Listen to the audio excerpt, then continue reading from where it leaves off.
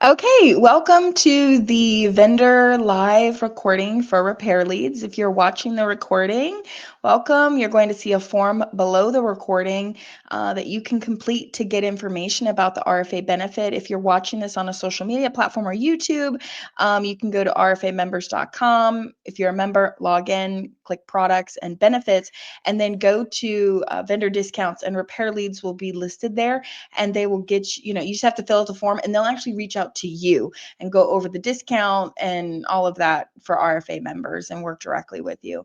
Everybody that's here, thanks for being here. This is going to be like an open conversation, but Mike, the CEO of Repair Leads, is going to go over some slides and some information and give some tips out. So Mike, I'm going to let you take the reins. I'm going to help add people up. If anybody has any questions that you maybe don't want to say, there is a private chat. You can put it in there. I'll be monitoring it, so feel free. I'll stop and ask your question for you if you don't want to do it.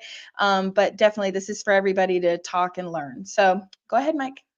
Sure. Yeah. Thanks, Nicole. Yeah. Thanks for having me on. And yeah, looking forward to going through this stuff. So my name is Mike. Like Nicole said, I'm with Repair Leads. And basically, our main focus is generating leads in the form of calls primarily for our clients that are in the repair business. And most of our clients, probably 90% of them, are in phone or computer repair. So also, game consoles and that type of stuff. But that is our focus, and we come from these industries. So it's you'll learn more about that in a second. So we want to go over some of the stuff here, and then we'll go over who we are a little bit, but mostly what we do for Google Ads, and then for Google Business Profile management and optimization. And I'll have some information on what you guys can do if you're running this stuff yourself. So anyway, what we do, we specialize in getting local repair businesses in front of the people that are on Google searching for their services. And we typically start off with that as an idea, because that's the whole concept. People are already in your area. They're looking for exactly what you're doing.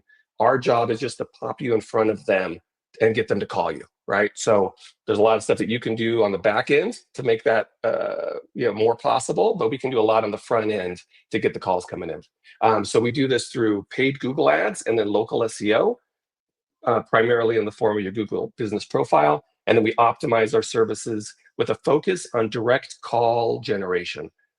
So in the beginning, when I started Repair Leads a couple of years ago, I thought, I'm going to start all these automations. We're going to have a chat bot. We're going to have instant pricing, that people are going to get pinged back and forth. And as a web developer background, I thought this is genius. Everyone's going to love this, but nobody did. Everybody hated it. Everybody just wanted calls. So we pivoted last year, maybe 16 months or 18 months ago, to just focus on calls coming in, and that's really made the difference for us. Everything's easier, very easy to track, and the shop owners can see the calls coming in, see the people coming in, that get the repairs done. So our approach is to keep it simple. We have an extensive experience in both local online marketing and in the wireless and repair industry. We're able to offer full service solutions. Basically, you guys don't have to do much. We do all the front end. You take care of the customers and get some reviews, and then we can take care of everything else. Another big thing with Paul and I, we're very easy to work with. So this is basically the number 2 priority, right? Other than getting the calls coming in. So we offer flat rate pricing. We don't have a system that's going to ratchet you up over time. If you want to spend $500 a month or $5,000 a month, it's going to be a flat fee on our end. We want you to get the biggest return out of what you're spending from us, and then the Google Ad spend, a whole separate thing, but we work with you obviously with that. We have a 14-day free trial, no long-term contracts, it's all month to month. And then for RFA members, we've got the 20% discount. So that's across the board. And that's just, I think that Paul mentioned they can pay for their RFA membership and then some out of the savings. So it makes it easy for everybody. So a little bit about us. This is me. I've got 20 years plus in local digital marketing, a little over 10 years specifically for working with phone repair shops. And my overall specialty is really lead generation. Paul, on the other hand, launched pretty large, I should say, I don't want to understate what he did, tons of in-mall wireless retail shops. Exited that quite a while ago. Also launched and exited an electronics repair chain recently, I'd say within the last 5 years. And his specialty is really sales and then training and then scaling. So he'll spend a lot of time with our clients once the ads get running. They might have some questions about running their shop or about pricing, and he's the person to talk to. So he's on a lot of conversations that aren't necessarily repair leads specific, just helping people out with any bumps in the road that they come across. So here's the kind of the main screen here, and I'll go through this and take a second to really discuss this. And like Nicole said, this is where some of the tips will come in if you've run into some roadblocks before, and give you a little overview of what we do for our clients. So we like to start with Google Ads if we've got a new client, because the response is very quick, right? So we can usually get ads running within 24 to 48 hours. They usually start showing right away. If it's a brand new account, might be a little bit of a ramp up. And a lot of it has to do with the settings when we create these accounts. So I'll go over some of these. And I think that a lot of people, especially repair shop owners, have probably tried to and successfully run their own Google Ads, even since the third-party tech repair type issue came up. So anyway, so I'll go through the basics here. So the campaign types and settings, right? So we get a lot of people that come in and they haven't their ads won't show, and it's typically because they have an Mike, automated. I didn't want to interrupt your flow, but I wanted to Yeah. ask anybody a question here. Has anybody tried to run Google Ads themselves, like the pay-per-click? See, I did for years with my stores because I was prior to the issue coming up. And so I remember when that block came out, it was like an overnight disaster for me and my business because I was so reliant on Google Ads. I didn't really take my business page very serious. Now we use Google My Business or whatever page, almost like social media. We're posting every single day. We're very serious about our 5-star review status, and we're putting pictures. We're really managing it very well. But did anybody run ads around that time, or have you all not tried it on your own? Yeah, I haven't tried it. Okay. All right. You haven't tried. Okay. Well, I just wanted to see if anybody had or not. Gotcha. Yeah, and the thing with Google Ads is they're just so effective, right? So they're super effective, but they're also, I would call them, dangerous, because if you don't have the settings set up or the budget set up, you could burn through a few $100 in a day and get no calls, right? So there's a lot to know about it, but also it's manageable, if you're in there. So campaign types, I'll just kind of go over anything that's automated. Steer clear, right? So because there'll be a wrench in the system. So for campaign types, I just wanted to mention that we do get people that will say, hey, I set these ads up 3 weeks ago. They never started running, or I've gotten 1 click in 3 weeks. Usually those are more the automated or maximized clicks and automated campaigns options that Google has. So I suggest I don't suggest, you really need to go with the manual PPC or CPC, they call it, setting. So if you're in there and you're wondering, that might solve your problem, right? Another thing is the keyword targeting. So That's where I these are, failed. yeah. Well, and it's easy because they'll give you a lot of suggestions, right? And I will say that usually it's the keyword targeting will get you in trouble, because you'll end up with 300 keywords, and most of your conversions will come from 3 or 4 keywords, right? So you want to be very specific with what you do. We'll get on the call with a new client, and of course they want to do repairs on anything. We can do LG TV repairs, we can do HDMI on this and that.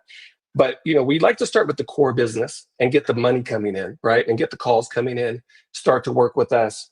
We know the business inside and out, so we're able to kind of steer you in the right direction. We do not like to rush things. We don't want to blow through a bunch of budget. Anyway, so the keyword targeting is very, very important. And a little tip for anyone who's running them: don't run anything that says phone repair, PC repair, virus removal, right? All of these are red flags for Google. So your But ads are going to get disapproved.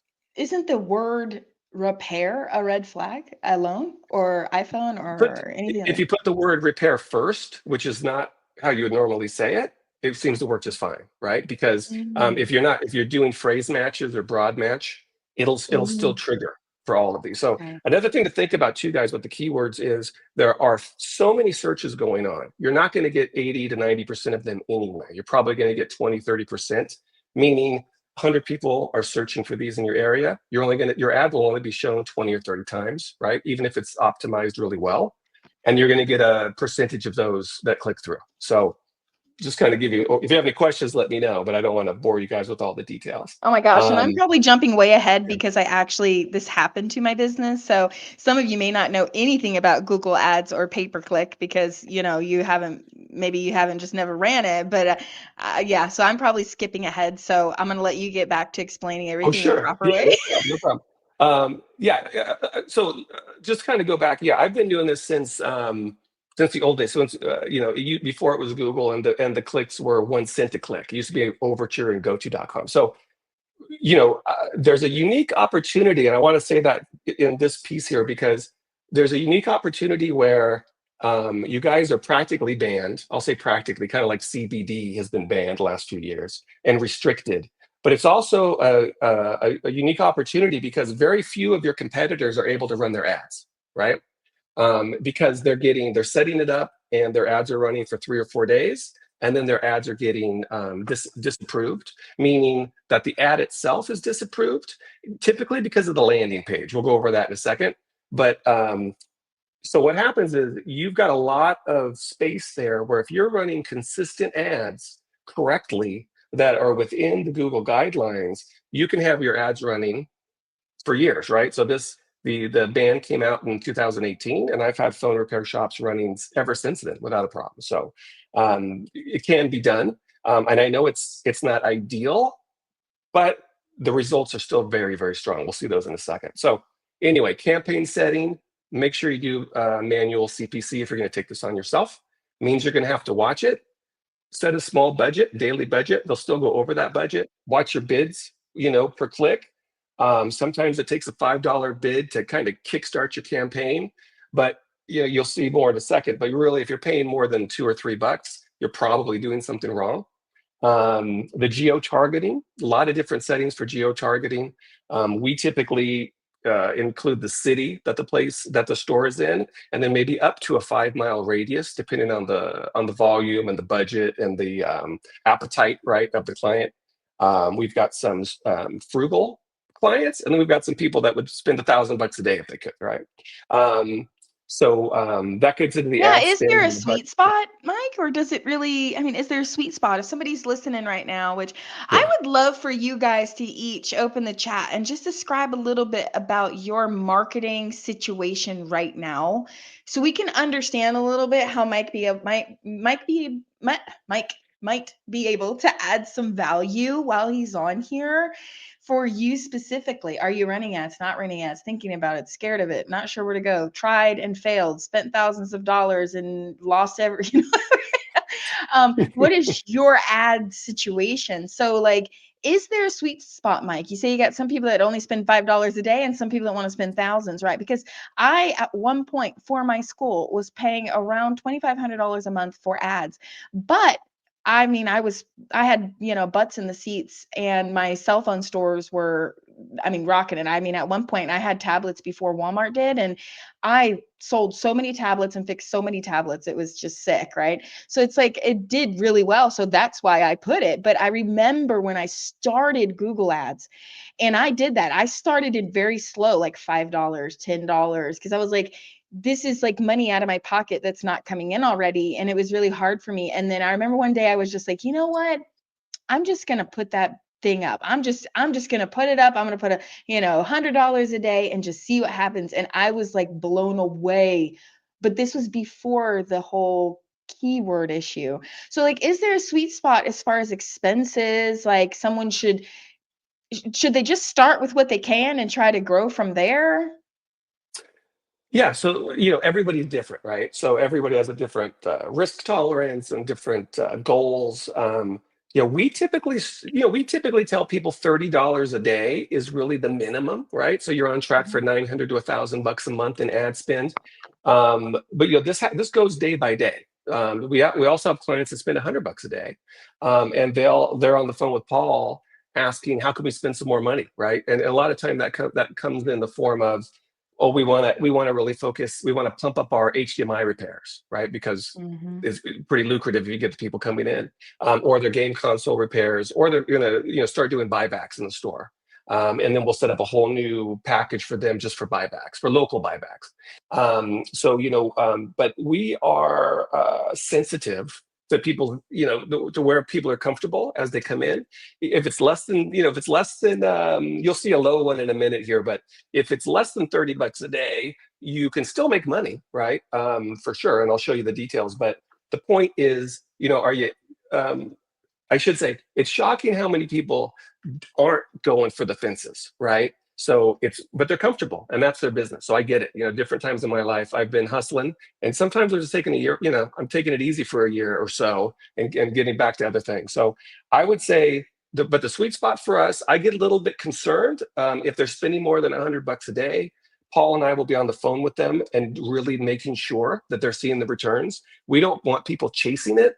And we don't want them to be overly optimistic, right? So if they want to spend $300 a day, we need to know for sure that they're getting the calls, they're answering the calls, they're converting the calls, and that they're making money, right? We don't want to be 3 months deep and then have them come back to us and say, hey, I haven't been making any money. I spent 15 grand, right, on these ads.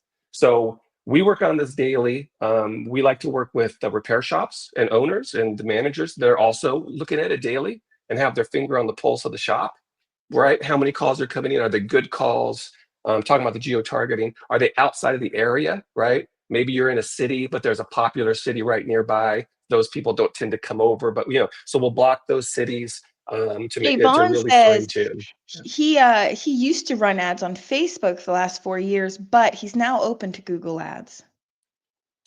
Yeah, so Facebook, we used to run a bunch of Facebook ads. Facebook ads, I think, are great when the store themselves run the ads and they're putting up actual content, right, of stuff that's going on, not stale That's images funny. that we might put Chris up. just jumped on, so that is just like that was not intentional that Yeah. you just said that. But Chris is actually one of the board members for RFA, and he's doing a program to teach the shops how to make their own content for Facebook for this very reason. So you just re-solidified what Chris Nicole, I'm says. glad Yeah. somebody else is saying it because Mike is absolutely right. I've been telling the guys, when you do actual real content and you run it as a Facebook ad, it puts you as an authority in your area, and it does 10 times better because now people know who they're going to see before they come into the store. I call it the try before you buy method, but that was good information. I'm just here to just hang out. Mike is giving them the rundown on Google Ads pay-per-click. Chris, now you've been in the game for a while. Did you run ads on Google pay-per-click before the whole keyword issue came out?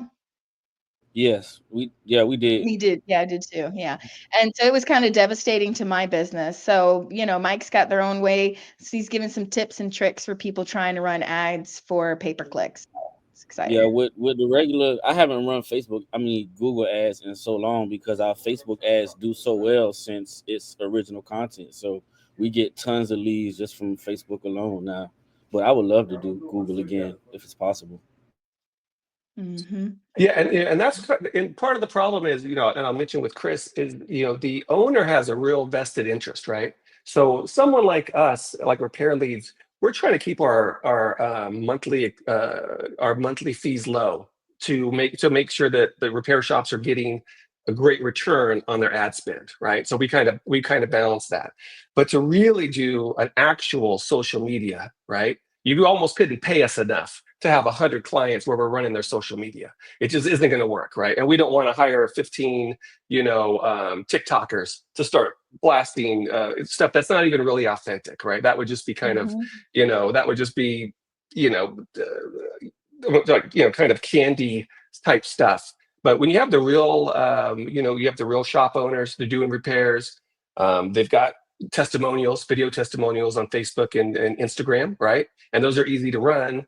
And you can retarget all the people that have come in. You really build up that following, and then you're in front of people. You're running promotions. So we suggest people run their own social media ads. If they need help with that, we can help them with it, but not the content. It's just not going to be as effective because we can run those ads, but if we're just running static ads with an offer, nobody cares, right? You're just not. Nobody cares. They don't. Nobody cares. Nobody wants to see the static image with $20 off screen repair. They're just gonna scroll right past it.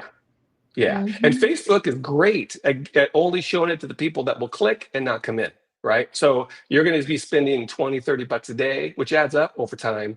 And no one's going to call you. No one's going to come in unless you've got authentic, it's social media. It's supposed to be social. They want to see those. And those, so few, Chris will tell you, so few people do it. That's why he's got to try to tell people how to do it, because it's not supernatural to everybody.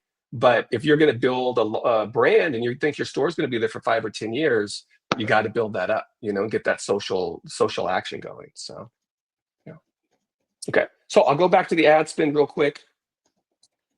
Like I said, if you're spending $3,000 a month on Google ad spend, and I'll show you some numbers in a second on someone that is doing that, we just want to make sure that you're making money, because we know a lot of people kind of think, oh, well, I'm just going to run the ads for a while. I'm sure they'll end up working.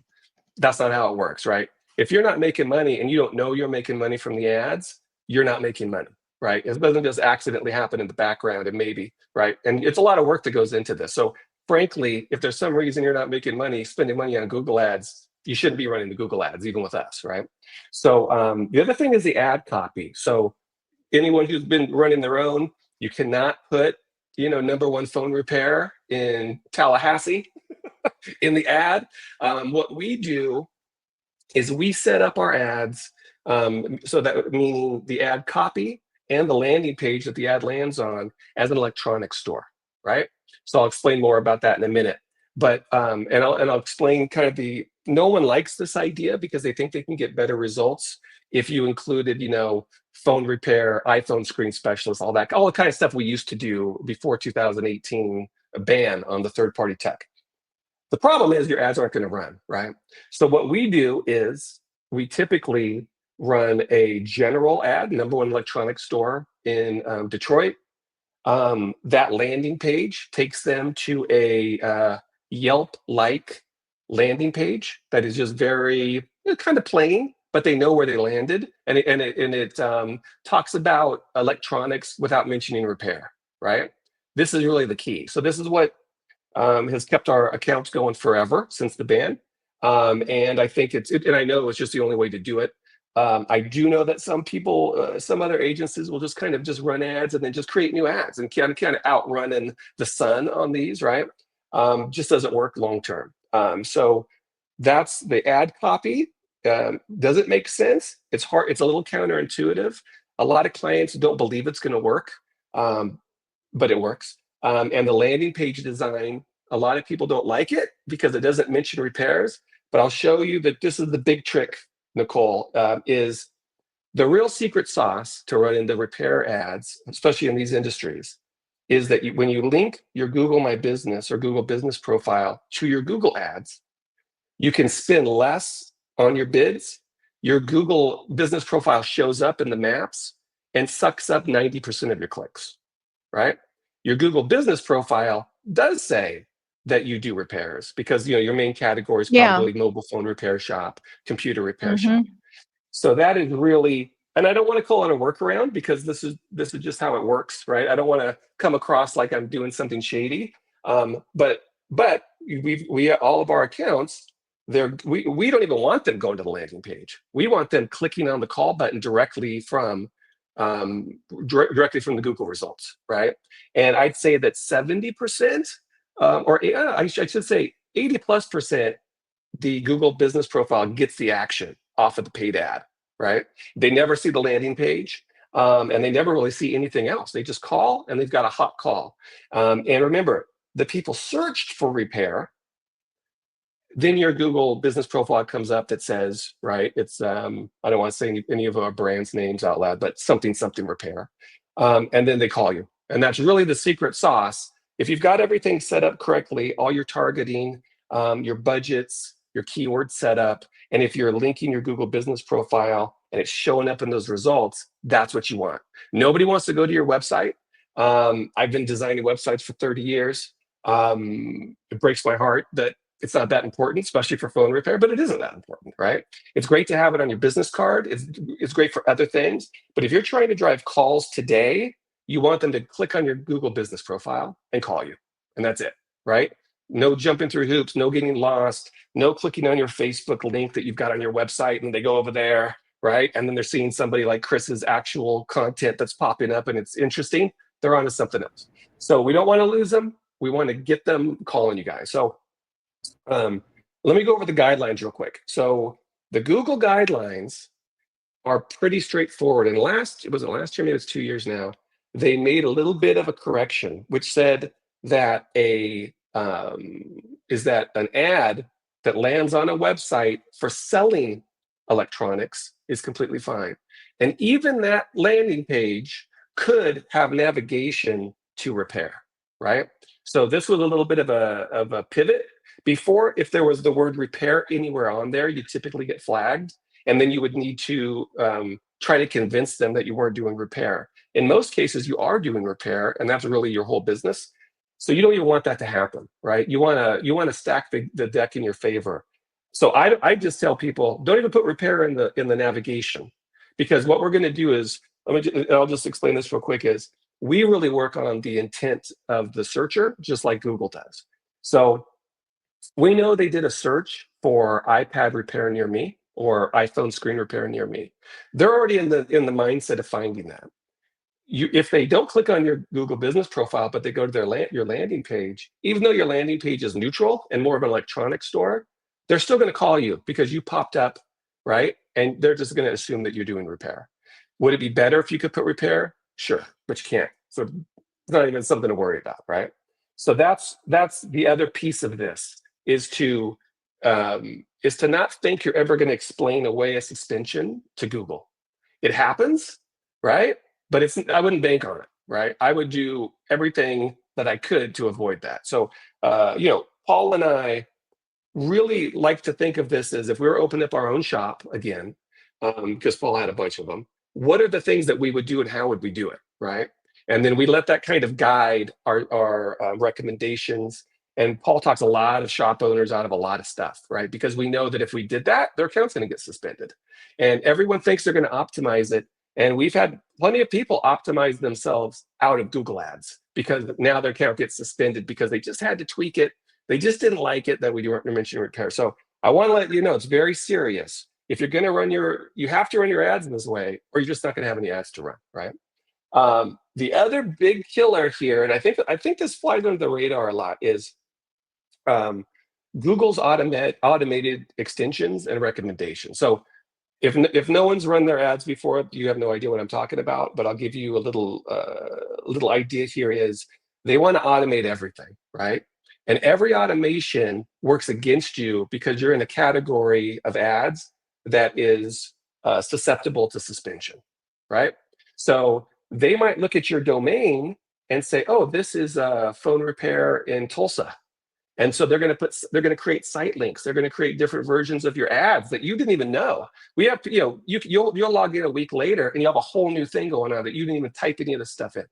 They'll also, like the site links will say, iPad repair, MacBook repair, all these things that are obviously going to get flagged, right? So if you start a new campaign, the first thing you need to do is, Google how to do it. Go in and turn off any automations and any recommendations, right? If they send you an email or an alert in your app that, oh, we've got a way for you to increase your clicks by 25%, don't accept it, right? Don't accept it. Decline it. I wouldn't even hit decline. I would just close the app. I mean, I don't even want to touch the screen if that's on there, because the second they do that, it's flagging your account potentially. It's only a matter of days before that's going to be a problem for you. So I don't put a lot of fancy emojis in these, but I wanted to put the bomb on there because it's going to blow up your account like in no time. So if there's one thing you take away from it, turn off automations if you're going to go it alone.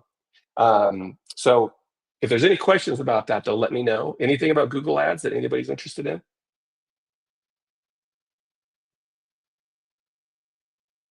No? Okay. I will just say it's probably better for you to hire somebody. Hopefully it's us or anybody to do it. As long as they're not overcharging you, because it is, it's a bit of a science and you need some experience. Yeah. I want to add in there, I will tell you that Google years before would give you the same rep that you could use over and over and over again to help you. So they would learn your account, right? And I mean, I had the same rep for like 2-3 years with my cell phone stores. And then they came up with this new policy where they changed the rep every 3 months. So what happens is, and it used to be the rule where if a rep recommended something and it ate up your ad dollars, then you could call Google and complain and they would refund you. But then what they created was that when a rep said for you to make a change, they didn't make it, they made you make it. So then when you went to Google to complain, they would say, well, the rep didn't change anything, you changed it. I said, well, they told me to change it, but you changed it. So I cannot even express the frustration of how much money I lost from when they changed that policy. Is like, they would call me, oh, well, I'm your new rep. And I would say, oh, so you mean you're another person that wants to try to master your job with my money, right? Because you don't know what you're doing. You don't know. I mean, I got so rude with them to the point where I was just like, they would call me and I'd be like, stop calling me. When you tell your manager I want the same person on my account for as long as my account is alive and the person works there, then you can call me back. Don't call me anymore. Because it was every 3 months I was getting assigned someone new and they would just start fresh. Well, let's try this. And I would say, but the last rep retried that and it didn't work. Oh no, it'll work this time. And it never did. And I wasted so much money. So dealing with Google sounds good, but I'm telling you right now, they will eat through your money and it will make you hate Google. It will literally make you hate them. So if you can work with someone, work with someone. Yeah, Mike, I'm glad you got that off your chest. Yeah. I did. I got it off my chest because I just wanted to rant and say how much I hate them, Yeah. Can I ask a question, Mike? Do y'all help with people's accounts that have been disabled, like their ads has been suspended? Is that something y'all help with as well? Yeah, we can. Okay, so a couple of things to this. So sometimes it's just the ad was disapproved, right? And someone doesn't realize that the account is actually in good standing, but the specific ad was disapproved, typically because of, like we said, either keywords or ad copy or the landing page. So it's we like it, so if the account doesn't have a hard suspension on it, we like to remove all the old campaigns and create a very straightforward campaign that offers to sell used devices, right? And even if you don't sell used devices, this is one of these things where people go, well, I don't sell used devices. We're playing the game, right? We want to establish you guys as a real business that's within their guidelines. And you can sell devices and buy devices, right? Buy and trade within their guidelines. So we like to get that. We kind of like to season your account with this very straightforward, we sell used iPhones, iPads, MacBooks, whatever it is. Even if it's not 100% true, let's just leave it open that you could sell a device if you had to, right? And then once that comes through, then we'll typically start a little bit slow and start ramping it up. And we'll add some extra keywords in there that are a little bit more general. And then we've had great luck. Now, if your account is suspended, meaning you can't run ads, every time you log in across the top, it says your account's suspended. It depends on why it was suspended. So if you were circumventing, or if you're, I forget the word is, something against their business practices where they think you're doing some fraud, then sure, you're gonna have to start a new account, right? And it's probably smarter not to keep trying to appeal that account that's already flatly been flagged as an issue, right? And a lot of this is usually because either somebody that you had hired in the past kind of put some stuff up there and it didn't float, but usually it's because you did your own ads or someone in your company did them. Maybe some automated extensions or recommendations were put through. Maybe, like Nicole said, they called you. My heart drops when I've got a big account and they say, hey, Mike, Google called. They're all excited. I'm going to talk to them on Wednesday about the account. I mean, it's a heartbreaker. They're making money, and and I've got some big accounts over the years, and this has killed accounts because these people are making commission on the ad spend. I'm trying to keep your costs down. They're blowing it up. So just like Nicole said, it's a train wreck. What we typically do is start a new account, but then we ramp that up and season that account just the same, right? We don't just go in. The first campaign is 3,000 keywords about repair and this kind of stuff. We want to gently introduce that campaign, get some clicks coming through, get some calls coming through. And if you spend an extra week or two doing that, it goes a long way, right? So depends on the suspension. If it's a hard suspension, meaning the chances of you, and I will say this too, guys, you guys are in a terrible position because of the business, right? The business category. So typically you can make a case and you could work it out with Google. But if somebody looks at this, and even like Nicole says, even when your rep, it's really a third-party rep. They gave them Google email accounts, but it's really a third-party rep. When they call you, now you're on the radar, right? And they'll tell you anything they can tell you. Of course, you're going to get more clicks if you put in Tulsa phone repair in the ad copy. Of course you are, right? But you don't want more clicks like that. You're going to get suspended. So it is serious. I would say that often you can flip over to a new account, even if you used your same information, as long as you're not doing the same thing as that got the original one suspended. Does that make sense? Usually it's not your company or you as an individual that got banned. It's typically that scenario of what you're advertising and why. And we all know why, because of the third-party tech, right? Support stuff. So does that answer your question? I hate to go on about it, but it's a little bit iffy as to what you would do.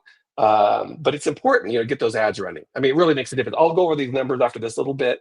And I think that, I think it'll be a no-brainer that it's worth it. I can understand shop owners being frustrated, right? Like Nicole, she's never going to do it again. But other people might, right? So we'll show you some numbers. So that's enough about that. I'll go over the Google business profile. Okay. Abigail asked, Chris, does that answer your question or help you at all? But Abigail asked, I would like to know why they disapprove your ads. Well, he kind of touched on that, Abigail. It's keywords. Yeah. He touched on that in the beginning, landing page. And what else, Mike? Just real quick. Yeah, well, it's basically anything involved in your campaign. The keywords are interesting. That's a little bit of a gray area, but there's a safe way to do them. The ad copy itself, basically, if it says, Detroit phone repair, it's going to get disapproved, right? And then also the landing page. So that if you just send these people to your regular phone repair website homepage, you're done. They're just going to get disapproved because the landing page is triggering back to Google that you're offering third-party tech repair. You know what I mean? So it's super straightforward, but it's also very counterintuitive and frustrating to people that are doing repair, because they really think to get results, they have to say, oh no, it's repair with a number of repair, and really go down the list. But we're just kind of hijacking the user. And like I said, most of it goes to your Google business profile anyway. They never even see the landing page. So that's really the trick. That's the secret sauce, right? All the way through. So does that answer your question, Abigail? Yes. Thank you so much. Yeah. Oh, sure, no problem. And I will say this, Abigail is not far off, because Google lets you do all that stuff. And then they just disapprove you 3 days later, right? So they'll let you put all kinds of crazy stuff in the ads. Exactly. That's what happened to me. Yeah. So yeah, it totally makes sense. And especially if you go off of what they suggest, because of course they know, hey, you should be matching your, and I'm sure Abigail's going to nod on this one, is they'll say, hey, you're running keywords for phone repair. You also have to put that in the ad. Click here to create new ads, right? And then you create the new ads based on their suggestion, like Nicole said, and then they disapprove you and you're done, right? And you're back to this, yeah. So then you're back, then you're calling Chris saying, hey, I got to run some Facebook ads quick, right? So great. So let me go over this real quick, guys. So I know that you guys already know about the Google business profile. So I don't want to, go too crazy, but I want to let you know some of the guidelines that we go through, and hopefully you'll pick something up. We also offer this as a service to manage it for you and to set up, but a lot of shop owners are already been doing this for a long time. So we'll go through this. So I'll just say your Google business profile is an incredible tool, but it doesn't rank well by accident anymore. And the reason I say that is it used to just be if you had a Google profile and you had 20 or 30 reviews, right? And you didn't have a 3.3, you're going to get some action off of there. But now everyone's got them, but there's also 10 probably in your area that are optimizing them, right, and actually working on them. And that's really the big difference. So consistency and compliance are crucial. So just like Google will ban your ads, they're going to suspend your Google business profile, right? And also you just get shown less. You're not going to rank #1. And I do want to say this too, is a lot of people will say, well, why do you have to do both? I'm getting great placement for Google business profile. Why would I also have to run ads, right? And the main answer to that is you're showing up for certain things that you're searching for, right? You're optimized probably for iPhone repair Tulsa, right? Something like that. But if you're also trying to get into HDMI or MacBook repair, you may not be showing up for those. So you can supplement that with Google ads and fill those holes in, right? Also, you're blocking other people from running ads for phone repair by running your own ad there. So, you can always get on the call with Paul. He'll give you the ins and outs, but there's a case to be made for running both of them, even if your Google business profile is bringing in some action already. We have people that get hundreds and hundreds of calls from Google business profile, and we can run ads for them and bring in a couple hundred more calls, right? There's a lot of business out there. So it's worth trying, even if you're kind of like, yeah, I'm not going to bother doing it. Just depends on what else you're doing. You could be doing this and getting direct calls. So I'll go over the key factors Awesome. for you guys. Is Yeah, and just so you guys yeah. know, RFA members get currently, as of the time of this recording, is 20% off. So if you go fill out that form, now you do have to fill out the form, okay? It's not like you can just call RepairLeads, hey, I'm an RFA member, I want the discount. It doesn't work that way. You've got to go into the RFA members portal, so it's rfamembers.com, click products, vendor discounts. It's like #2, okay? And scroll down to where you see RepairLeads. And when you open it, there is a form, okay? Click that form, just fill it out. It's like embedded into the screen. Just fill it out, hit submit, and Mike or Paul or someone on their team is going to reach out to you directly, and they're going to have you on record as one of the members. And as long as you're a member, you get that discount continually. It's not just, it's not just going to leave or whatever unless you drop, okay? So if you drop, then they're going to take that off. And then they have something else, NFC, something they're going to be giving out too that you would get there Yeah. for people to leave reviews, which is really cool. And then, real quick, I don't know if Nicole knows this, but we also you guys get to lock in the rate, right? So even if we increase our rate later, you're not going to get 20% off the increased rate. You guys are locked in at the $3.99. Okay, so I just wanted to throw that out there because who knows what's going to happen, right? Who knows what we're going to do? But you guys are locked in if you're RFA member. So unless it goes cheaper, you would always get to be able to have cheaper. Always cheaper. Yeah. We'd match cheaper. Sorry. But they're not going to go. I can't imagine we go cheaper. Yeah, this is the cheapest we go is with RFA. Yeah, I don't think that's going to happen. But yes, if it goes cheaper, it passes on. If it goes up, you're locked in. How about that? It's a win-win. It's win-win. I love it. Okay, so I'll go over these real quick because they are super important for Google Business Profile people. The business name guidelines. You're going to see a lot of other places, keyword stuffing, right? Tulsa phone repair, or Mike's phone repair, or I'm sorry, Mike's, Gadget Factory phone repair, Tulsa, #1, all this extra stuff. Everyone knows it shouldn't be in there, but it's very tempting to put that in there. I would say that it does help your rankings, to some extent. And if you're killing it and you're doing it, congratulations, right? Don't be shocked that maybe it's going to go on for 5 years, maybe 5 days. You might get suspended. I think, though, worst case scenario, you'll just have to change it to your verifiable business name, right? So I think that's really the key. So many people do the keyword stuffing. I don't think Google takes it personally. I think it's resolvable. But I just want to let you know, if you're stuffing keywords because you're hoping it's going to help your ranking, that's against the thing. People will take out DBAs, like a fancy DBA that has it in there. That kind of used to work. I wouldn't suggest anybody do that just for that. But yeah, it's something to try. Little gamesmanship, right, with the organic stuff. And then another thing is the category selection. We see a lot of people that don't have, and they're primarily, phone repair.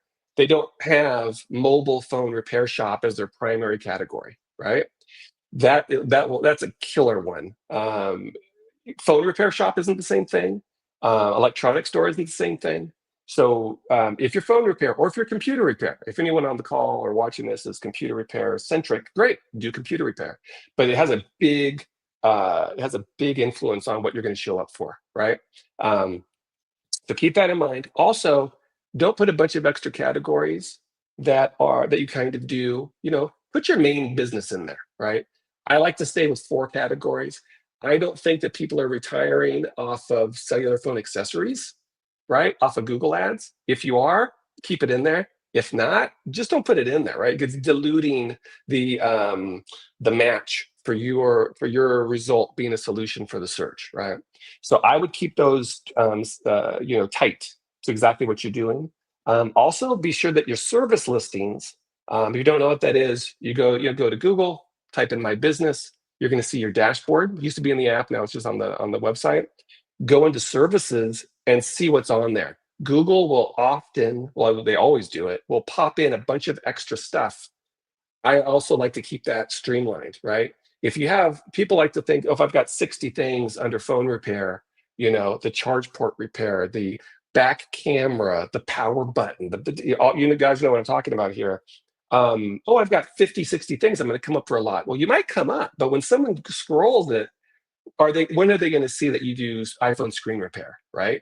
So I like to look at like 80-20. What's 80% of your business? Start with that and get that dialed in. Because if you're not ranking for your core business, you're going to be, you're going to be diluting the effectiveness of all of your Google Business Profile rankings. Okay, does that make sense to everybody with the service listings? Yes, thank you. Okay. And they'll suggest a lot of them, and then they'll just make up a bunch of them. And then they'll also take suggestions probably from your competitors, right? And they're going to put some random stuff in there too. So you got to watch it, you got to monitor it. So, and then we were talking about a little bit earlier, is the review generation and management is really the key. So like Nicole said, marketing is the number one thing. Well, the customer service is a marketing. The repair service that you're offering is marketing. And the biggest thing that we see is, if when we take over someone's Google Ads and Google Business Profile, we just tell them, great.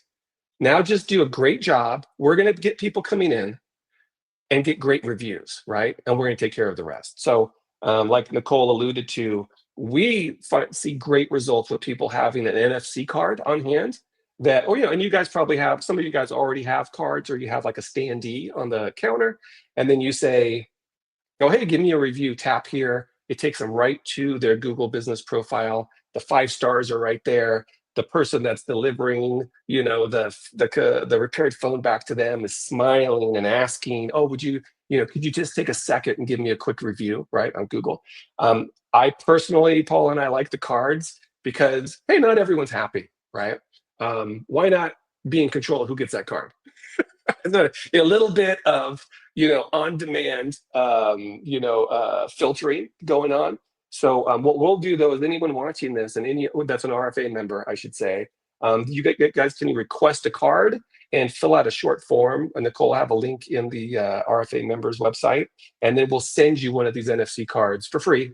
We'll just mail it to you. You get it within a few days, and it's super helpful, right? And if nothing else, it might get you get your staff or yourself kind of in the mode of, oh, hey, do you mind tapping this real quick and giving us a Google review? It really helps us out. Hardly anyone's going to say no, right? So any questions about that? You guys, I know that's nothing new, but a lot of people just kind of don't get around to doing it and get around to getting the NFC card set up. So we have, we're getting down to the end of the hour, but I Sure. wanted to say, does anybody have anything specific for Mike that you want to ask? This would be the time. If you've tried to run ads, you've hit issues, you get real questions. What is stopping you from running ads? Is it purely the cost? Let's talk about that, right? Go ahead, Mike. Seems like I knew the Yeah. slides, So but I didn't. oh, what's that? I said, it seems like I knew the slides, but I didn't. Oh, nice and loud. Yeah. So I want to give you 2 examples. We're talking about the ad spend. So what I did yesterday was I just took 2 different accounts that we've got, and I did a 30-day back, snapshot of what's going on. And what I did was I took the hard actual numbers from the clicks and calls that they had coming in, and then what they actually spent, right? And then what I did in the gross profit side was I kind of lowballed what the results were. Okay. So I'll go through this just real quick. I know we're coming up on the hour. I thought this was going to take like 12 minutes. I can't believe I've been yapping so long. So this is someone who has been recently spending less. They've got a lot of schools and businesses. They kind of do, I guess, every summer, right? They come in, they're swamped. So we were able to turn down their ads, their local ads for repair. So basically what happened here is out of 347 clicks, the average cost per click was 187. You can always be lower than that, but this is, $2 is probably good as long as you're making money. Out of that, generated 129 calls, which is about average what we'd expect. The total cost for them was $640 in ad spend. They pay us more than $399, but that's the RFA price. So I matched it with what you guys would be spending to give it a little, to make sure it's on target with you. And then we've got their gross profit projected here with a closing rate at 50%, and then a gross profit per repair of $80. So Paul gets a lot of feedback that the closing ratio for most of our people that are really on it is more like 60-70%. And again, it goes back to the intent. These people are local, they're looking for a specific repair, we're getting them to call you right away. They're really yours, right, for the taking. So if you're over quoting, can't do much about that, right? But if you're competitive and all that kind of stuff, you're going to get calls. So just in this case right here, they're told out of pocket $1,000. The gross profit in this scenario, $5,000, right? We like to tell people, listen, our goal is to get you 3 to 5x return on your total spend with us, right? People do more than that, fantastic.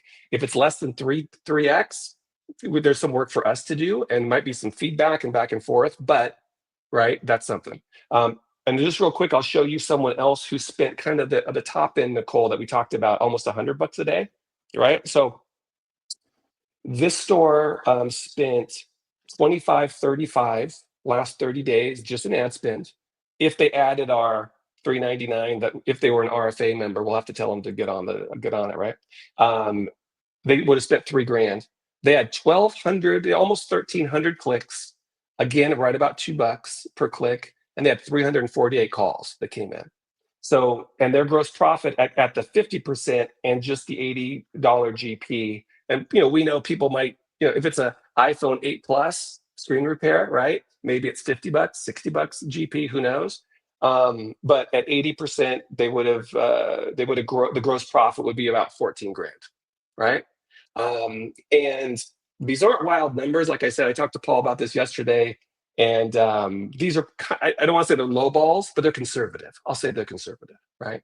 And if nothing else, it's a good target. And I think it works out for just about anybody if you could bring in an extra 10K gross profit, depending on your organization, how everything's set up, right?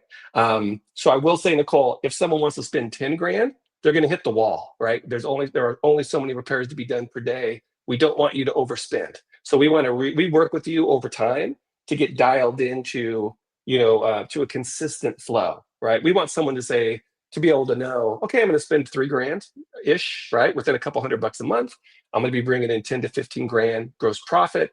And we could always add categories to that. We had someone add HDMI repair a month or two back, and it changed the dynamic of their store, right? Because they're just killing it with that one extra category, right? So Paul knows the ins and outs of the stores after starting and running them. And we can help people find other opportunities, right, that are going. And we also do a lot of test marketing. So even if you're not sure you want to pick up micro soldering or certain types of repairs that back and forth, or not sure if you want to do buyback, we can test market that for you, and you can look at the actual data and make a decision. So, and then if the GP is way off, I wanted to make sure I put that in green so you could kind of do your own math on that.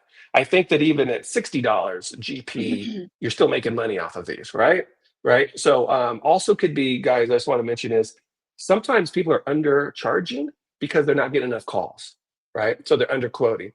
So we like to be able to bring you up to speed and up to par with everyone in your area that's killing it. Maybe they're getting an extra 10, 20 GP on these because they're quoting. And hopefully you have enough calls coming in where you've got that option, right? And Nicole knows this from running shops. Mm-hmm.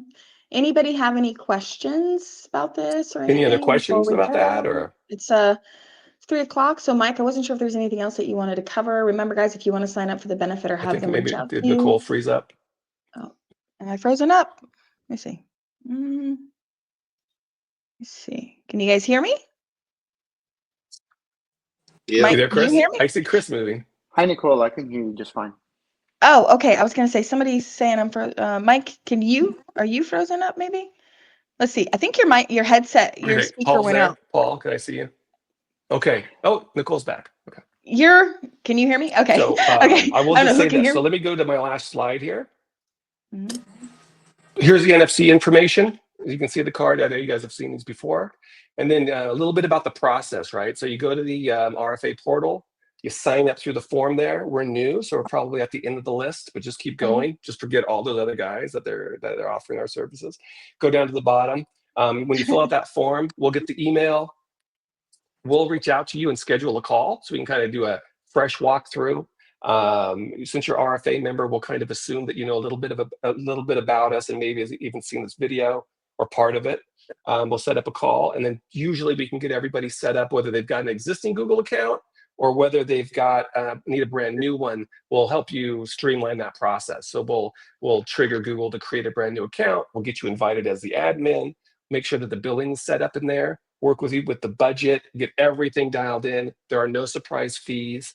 Again, we do a 14-day free trial. If for some reason it's lagging a little bit, we'll just extend your trial, right? So we don't want you to be charged our fee until you've got calls coming in. So we try to keep it simple that way. So we're not going to be making money off of any of these signups unless you're making money off of repairs that are coming I don't in. know, man. So. This just sounds like it's too good to be true. They say when it sounds like it's too good to be true, it's too good to be true. But for some reason, I believe you.